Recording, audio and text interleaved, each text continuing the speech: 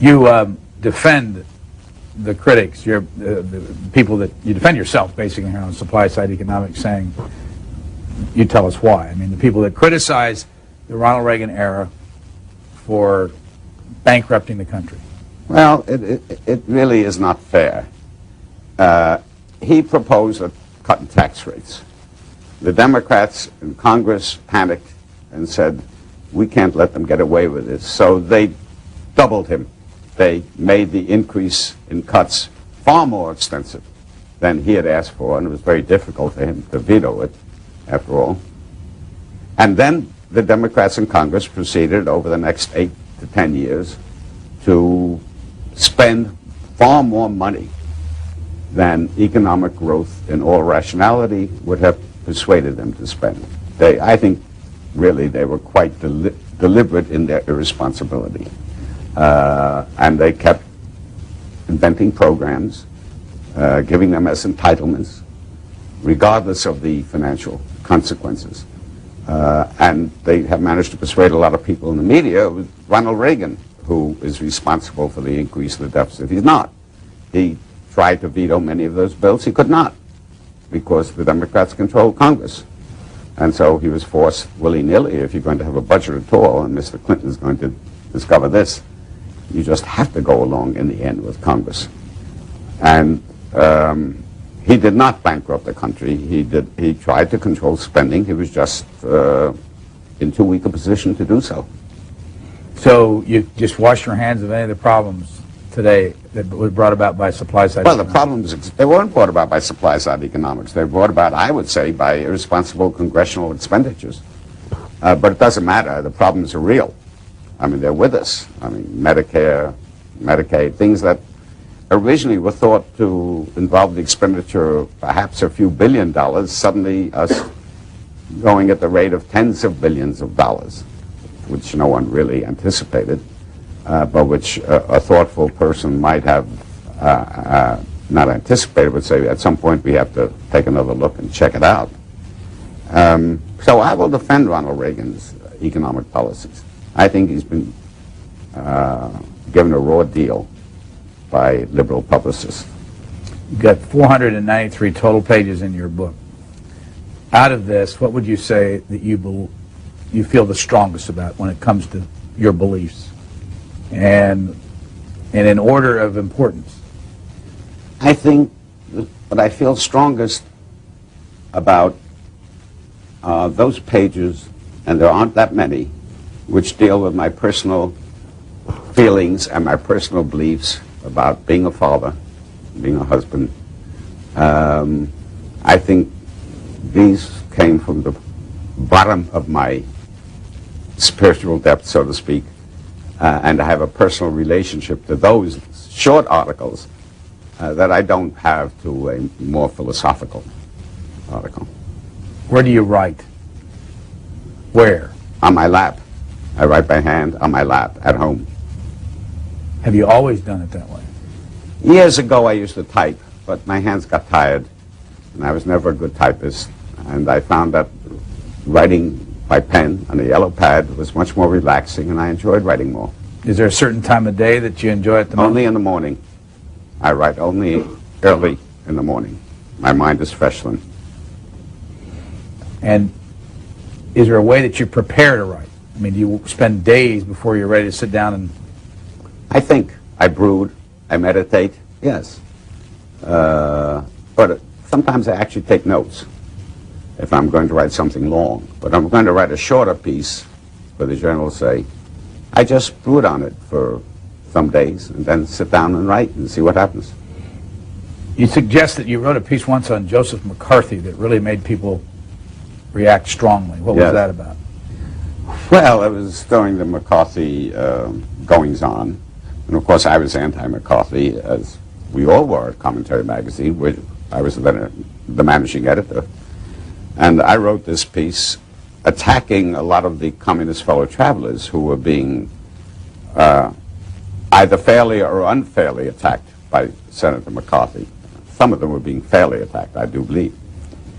And I explained why McCarthy was so popular, whereas the liberal intellectuals were having so much trouble, and I wrote one sentence which did the trick. The sentence was to the effect that the one thing the American people know about Senator McCarthy is that he's an anti-communist. They don't know this about the liberal intellectuals, with some good reason, because so many of the liberal intellectuals were fellow travelers at the time. And for some reason, that got me into disfavor with a lot of people, both for calling McCarthy an anti-communist. They said he wasn't sincerely an anti-communist. Well, I don't know that he was sincere about anything, but that's not the issue. He was certainly perceived to be a sincere anti-communist. And, of course, a lot of the intellectuals thought I was being unfair to liberal intellectuals. On the whole, I don't think I was. I mean, I wasn't attacking all liberal intellectuals. The particular article attacked, as I recall, 3 who were demonstrably very foolish about Soviet communism, had very naive and childish ideas about what kind of system it was and what potential threat it was to us. And this exposed liberals in general to a lot of ridicule and considerable scorn.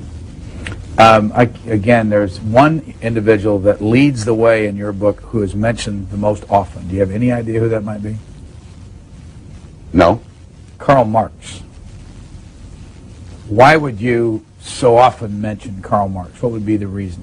What role has he played in our lifetime? Well, of course, Karl Marx founded the doctrine that established the Soviet regime. And in a sense, the whole Cold War was a testament to the power of Karl Marx's ideas. You ask of the influence ideas. I mean, just imagine a great power, a totalitarian system, threatening the rest of the world, all based on Karl Marx's ideas as interpreted by Lenin, as it happens. But nevertheless, his ideas. And Lenin did not distort his ideas, just carried them along to what seemed to be the logical conclusions. And now, since so many of these essays were written during the Cold War period, I guess that's why I mentioned Marx, though Marx was a very shrewd thinker, a very shrewd political tactician, infantile in his aspirations, but he was very learned. He took ideas seriously. He thought ideas had consequences. And I suppose that I may have mentioned them out of respect for a worthy opponent. What do you think of his life? If people 100 years from now thinking about Irving Kristol and the life you led and picked this book up and thought about ideas that came out of your writings over the years, how would your world and your life have differed from what Karl Marx's life was back in the 1800s? And the role of the printed word in the society? I don't know that there would be that much difference. You know, I mean, there was not much higher education or less higher education in those days, but nevertheless, the ideas generated by the intellectual classes had tremendous impact on society, as they do today.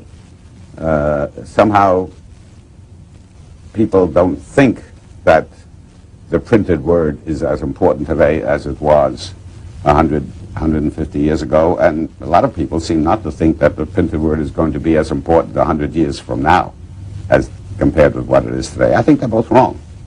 I think the printed word is the place where ideas get generated. Now, television can take them over. The other media can take them over. Movies can take them over. The news magazines can take them over. But the printed words, particularly those developed by the intellectual community, are the source of the ideas by which people define their place in the world and the destiny of their country. Would this book that you've written here, would you want people to pick this up in 100 years and say, that's Irving Kristol? Is it right here?